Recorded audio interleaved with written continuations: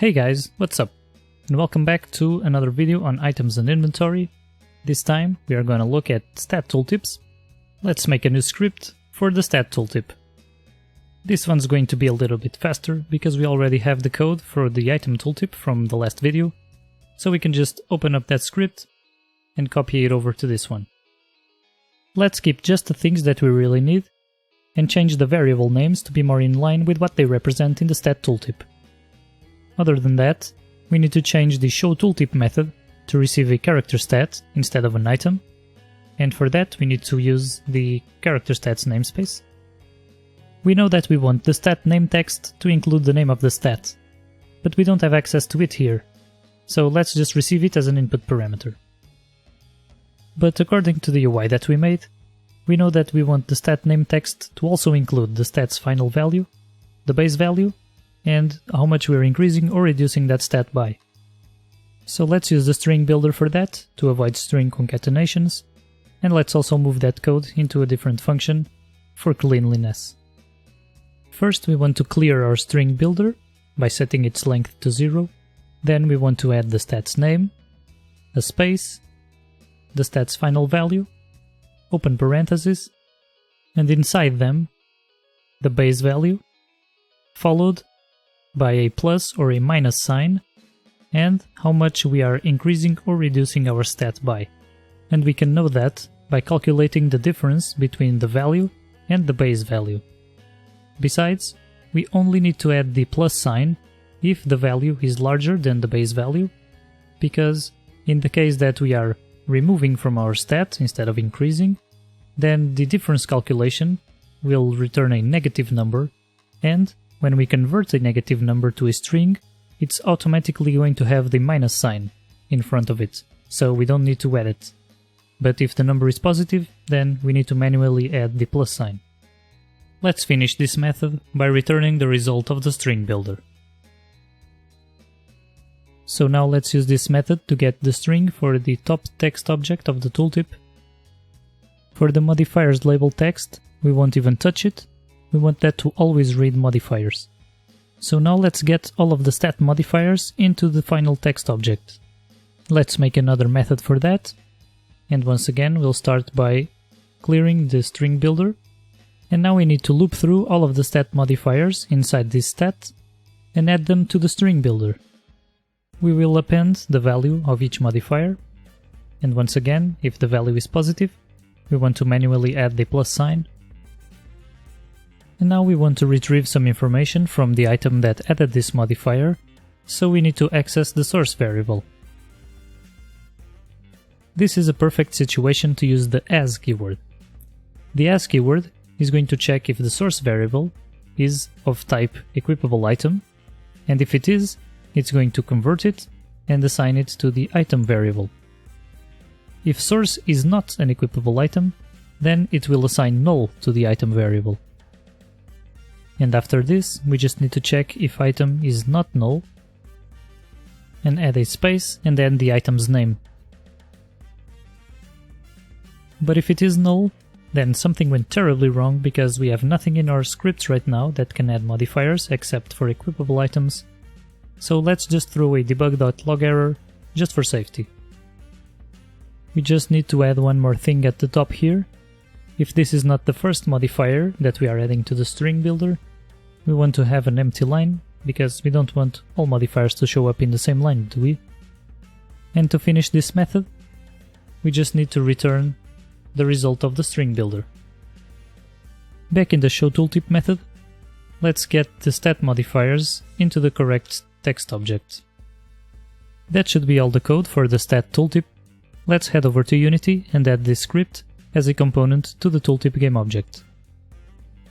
We also need to drag each of the text objects to their correct variables. Now we need to have our tooltips show up when we put our mouse over our stat displays. So let's open up the stat display script, and just like we did with the item slots, we need to implement the pointer interfaces. So we need to go using Unity Engine.Event Systems, and now we need to start implementing the interfaces that we need. We need the pointer enter and the pointer exit. We'll ask Visual Studio to make the methods for us. I like to have this at the bottom. And once again, just like in the item slots, we need a reference to the tooltip object. In this case it's going to be the StatTooltip. Now we can show and hide our tooltip in the pointer enter and pointer exit methods respectively. Unfortunately, we don't have access to the actual stat in here. We do have access to the name through the name text variable, but that's not enough. So we'll have to make some changes to the stat display class. First I want to declare two public properties, one for the stat and another for the name. If you don't know what properties are or how they work, they are something that you access just like if it were a variable, but you can have some extra code when you access it or when you assign values to it. If you are familiar with object-oriented programming, they are just like making getter and setter methods for a private variable, except you can use them just like if you were accessing that variable directly. I'm going to leave a link in the description for more info on properties.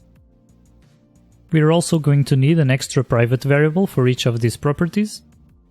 They'll have the same type and the same name, except lowercase and with an underscore preceding it.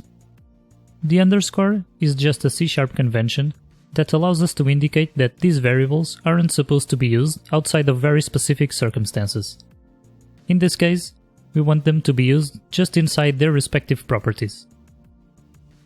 When getting the stat property, we just want to return the stat variable. When setting it, we want to assign the value to the stat variable, and we want to update the value text object with the value of the stat.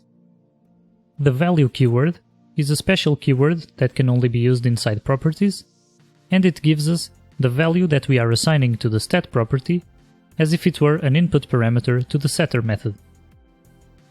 For the name property, we're going to do something almost identical, but we're going to update the name text object instead. Now that we have our properties, we can pass them in to the showTooltip method. And finally, just for consistency, I'm going to change the name text and value text variables from public to private but with a serialized field attribute, because now that we have our public properties, we want to start using those instead. When changing these variables from public to private, just to follow C# naming conventions, I'm going to also change their names to be all lowercase. And now we need to go over to our stat panel script and change all of the places where we were using our name text and value text variables to use our new public properties instead. And we could update the stat values by repeatedly assigning the same stats to each stat display, because the code in the stat setter does update the text. However, this seems a little bit silly. When we call this method, we want to literally just update the values, we don't want to reassign the stats. So let's make a method in the StatDisplay class specifically for that purpose. We can do this really quickly by selecting this line of code and choosing the Extract Method option from the right-click menu. The method should be public because we do want to call it from the stat panel script, and let's just move it for the bottom to be more organized. In the stat panel script, let's change this line to use the newly created function, and we'll move the assignment of our stats to a much more appropriate place. And we also need to remember to only do this if I is less than the stats length. In the StatDisplayOnValidate method, let's also find our tooltip automatically so that we don't have to drag it manually a bunch of times. Unfortunately, findObjectOfType doesn't find objects if they are disabled, so if you disabled your StatTooltip, like we did in the last video, you might have to drag the references manually anyway. Other than that, everything should be working fine, and we should be able to see our StatTooltips in all of their glory when we put our mouse over the stats. Never mind, our stat displays aren't detecting our mouse overs, because when we made them, we disabled the raycast target option from all of its elements. But thinking about it, that's probably what we want. Because we want our mouse to be detected inside this entire area, but if we take a look at the size of the name and the value texts, there's a big area in the middle that they don't catch, so if you have your mouse over here, your tooltip won't show. So a better way to do this is to create a new UI image. I'm going to call it raycast target. We'll set its anchors and pivots to stretch, and now I'll change its opacity to be completely transparent, and we'll leave the raycast target option enabled. Now I'll just quickly copy this and paste it over to the other stat displays too. And now let's test this inside Unity and see if everything is working as expected. Well, the tooltips are in fact working, but I just realized I missed a few details, so let's fix them now. First of all, the parentheses and everything inside them shouldn't even be showing up if our stat hasn't changed. Besides, due to float calculation errors, we should be running this calculation to the 4 most significant digits. 4 might seem a little bit of an arbitrary number, but it's usually precise enough for most things, and it prevents the numbers from looking super weird. If 4 decimal places isn't enough for you, you can always change this. The other thing we need to do is check if the modifier is a percentage, and if it is, present it in a way that is more pleasing to the eye. Lastly, there's one final thing left that I'd like to do before ending this video. I wanna come over to the stats panel object and change the name of all the stats to be uppercase with the first letter.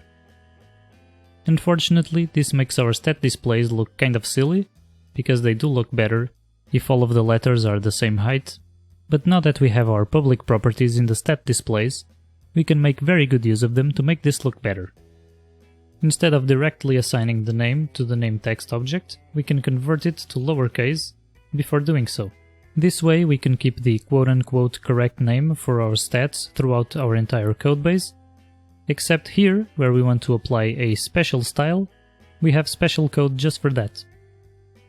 As you can see, our stat displays are now all lowercase, but in the tooltip it retains the original style. So that's it for today, guys. Thank you for watching, and I hope to see you next time.